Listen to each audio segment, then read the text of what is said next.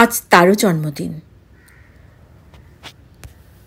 জন্ম হয় তার নন্দগোপ গৃহে যশোদা গর্ভে।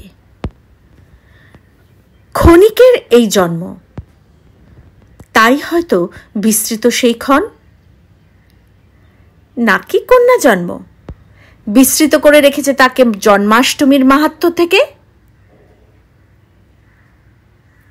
মা জানতে পারেনি তার সদ্যজাত সন্তানের কথা, নিতে পারেনি তার জন্মের আনন্দ। মাতৃদুগ্ধধারা জোটেনি সেই শিশুর। সে রাত্রে পিতা তাকে তুলে দেয় অপরিচিত হাতে, যে হাত তাকে নিয়ে যায় এক পুত্র সন্তানের বিনিময়। তারপর অন্ধকার পথ পেরিয়ে যাওয়া, ঝড় বৃষ্টির চাবুক খেতে খেতে। সে পথ দীর্ঘ, উত্তাল, সে পথ সহজে ফুরোয় না। অবশেষে প্রাচীন কারাগারে এক বিষণ্ণ কোল। দুর্বৃত্তের পদশব্দ, তীব্র আর্তনাদের মধ্যে কঠিন বজ্রমুষ্টির ভয়ানক ক্ষিপ্রতা, আর তারপরেই মহাশূন্য। কোটি কোটি পালার্কের মধ্যে ভাসমান শিশুকন্যাটি তার সেই অমোঘ হুঙ্কারে, সেই হুঙ্কারে আর ঠিক কি কি মিশেছিল জানি কি আমরা? শুধুই দুর্বৃত্তের প্রতি উদ্গ্রত ক্রোধ, নাকি সেই সমাজের প্রতি প্রবল উপহাস যেখানে অনন্ত কাল ধরে ঈশ্বরকে বাঁচাতে ঈশ্বরী হন বলি প্রদত্ত।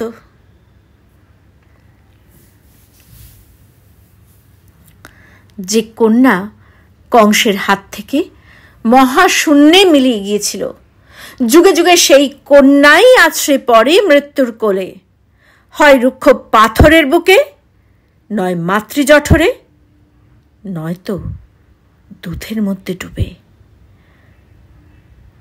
সবটুকুই নিঃশব্দে সম্পন্ন হয়, নিকষ গভীর অন্ধকারে। সেই অন্ধকারের গা থেকে উঠে আসে প্রাচীন কারাগারের পুতিগন্ধ। সেই অন্ধকার বড় পিচ্ছিল, রক্তে, পাপে, পঙ্কিলতায়। তারপরেও কন্যা জন্ম নেয়, বারে বারে জন্ম নেয়। সেই ভয়ানক ক্ষণের অপেক্ষায়, যে ক্ষণে দুর্বৃত্তের হাত থেকে ধূমকেতুর মতো উড়ে যাবে সে অন্তরিক্ষ চৌচির করে দিয়ে। সমস্ত নক্ষত্র, জ্যোতিষ্ক, জ্যোতিকণাদের অগ্নিবৃষ্টির মধ্যস্থলে দাঁড়িয়ে সেই কন্যা, সেই মহামায়া, মহামেধা রণহুঙ্কারে বলে উঠবে, শুনে রাখো ঘাতকের দল, প্রতি কন্যার মৃত্যু আসলে এক সুতীব্র জন্মের সূচনা। যতই হত্যা করো, ঈশ্বরীদের কখনো মৃত্যু হবে না।